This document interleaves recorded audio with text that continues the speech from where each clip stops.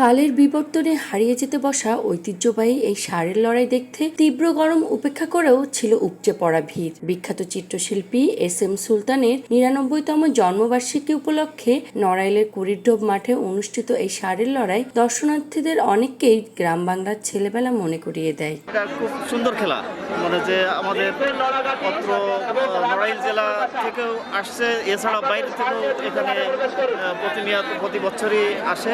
খুব ভালো লাগছে। এটা তো গ্রাম বাংলার সব পুরনো ঐতিহ্য, পুরোনো খেলা, এগুলো অনেকদিন আগে ছোটবেলায় দেখছি, আর এখানে এসে দেখলাম এই যে পুরো লড়াইটা। ভালো লাগছে, খুব ভালো লাগছে। নড়াইলের ঐতিহ্যবাহী একটা উৎসব ষাঁড়ের লড়াই। আমাদের এটা নড়াইল ভিক্টোরিয়া কলেজের পাশে কুড়িরঢোপ মাঠে এটা অনুষ্ঠিত হয়ে থাকে, প্রতি বছরই এটা হয়। ষাঁড়ের লড়াই দেখতে আসছি সুলতান মেলার। এবারও অনেক দর্শক হয়েছে, অনেক ষাঁড় আমরা প্রতিবার দেখে থাকি, দূর দূরান্ত থেকে আসে। আমাদের এলাকা থেকে মানে নাম করে অনেকগুলো ষাঁড় আসছে, লড়াই চলতেছে, লড়াই ভালোই লাগছে, কিন্তু তাপমাত্রা বেশি তো, অনেক তাপমাত্রা লোকের অনেক বেশি কষ্ট হচ্ছে। নড়াইল ও বিভিন্ন জেলা হতে আগত ২৬টি ষাঁড় অংশগ্রহণ করে এই প্রতিযোগিতায়। লড়াইয়ে প্রথম স্থান অধিকার করে ভরতপুরের সাদা ষাঁড় এবং দ্বিতীয় স্থান অধিকার করে শঙ্করপাশার কালো ষাঁড়। আমাদের নড়াইলের একেবারে শেষ প্রান্তে গোপালচন্দ্র লাগা, এটা রকিবুল বিশ্বাসের গরু। সুলতান মেলায় আমরা প্রথমই গরু নিয়ে আসলাম।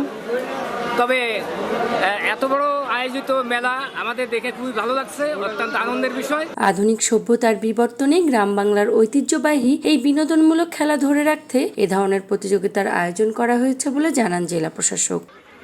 বিভিন্ন জায়গা থেকে ষাঁড় এসেছিল, তাদের মধ্যে দিনব্যাপী একটি লড়াই অনুষ্ঠিত হয়েছে। অত্যন্ত উপভোগ্য একটি লড়াই আমরা দেখেছি।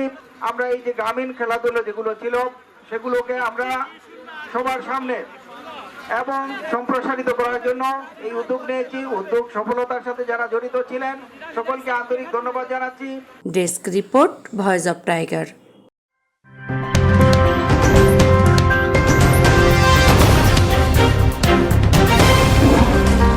Voice of Tiger.